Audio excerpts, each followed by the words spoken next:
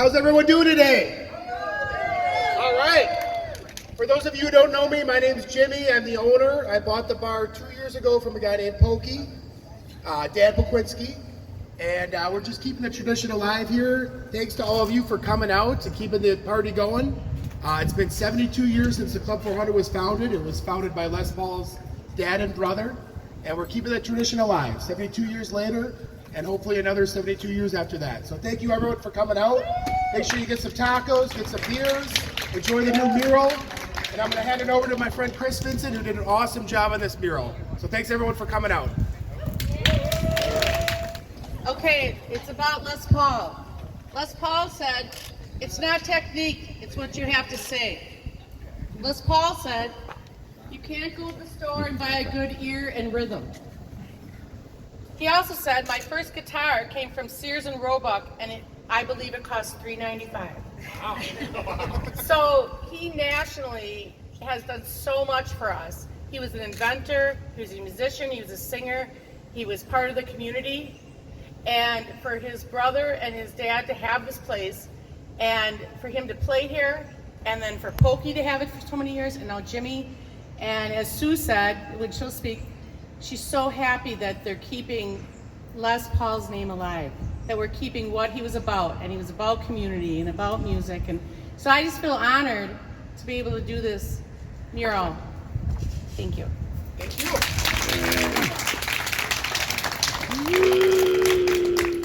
Hi, I'm Sue Baker. I'm the program director of the Les Paul Foundation in New York. And I work with people all over the U.S.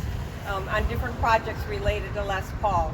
But this, Club 400, holds a very special place in Les Paul's legacy. Not only did his brother and father own it, probably most of you know that Les came and performed at the opening, the grand opening of the Club 400. And the funny story behind it was, Ralph, his brother, called and said, say Les, I'm opening up the Club 400. Can you come and play? You know, just play a little guitar. And Les said, sure, but there's two things. I need a guitarist, a rhythm guitarist, and I need a bass player. And Ralph said, yeah, sure, don't worry about it, I'll have it. Les and Mary drove over here, and they were living in Hollywood at the time, so they drove to Waukesha. They walk in, Les looks around and says, Ralph, where's the rhythm guitarist? Where's my bass player? And Ralph said, I figured you're so good at rhythm, you could just stomp your foot and that would be enough. And Les said, I can't play like that. So he turns to Mary. Now keep in mind, this is when Mary and Les were just getting together. And he said to Mary, I got a guitar in the car, an extra one. And she goes, no, we've never played in public together. I'm not gonna play. Are you kidding? In front of your friends?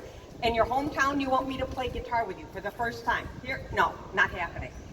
Well, Les was always a smooth talker. And so Mary wound up playing here. And it was the first time ever that Les Paul and Mary Ford played their guitars together in public, right here in this space. Yeah. Oh, and the bass player? Les called up his friend Warren Downing and said, Warren, get that bass and come over and save me. So there's a photo inside the Club 400 showing the three of them performing together. There's lots of things you can see in Waukesha related to Les Paul, and I brought some of these flyers. This is the self-guided tour of Les Paul's sites in Waukesha. And if you have any questions, I'll hang out for a little bit. Don't hesitate to ask. I also brought some guitar picks that are from Les Paul. They're the shape, and any of you who are guitar players know that the shape is not what a regular guitar player uses. It's the shape and size that a bass player would use. And that's because as Les got older, his hands were so gnarled with arthritis, he could no longer do this, which is kind of an important thing to be able to do if you're holding onto a guitar pick. So he would actually cut a guitar pick for himself out of thicker material, sometimes an old credit card. And then he would put sandpaper on both sides so he could do this. So simple thing, but he was always inventing, and that was our guy Les. If you don't know it already, Les chose out of all the places in the world to be buried here. And the reason is, he said to me, it all started in Waukesha. The people of Waukesha were always supportive of me.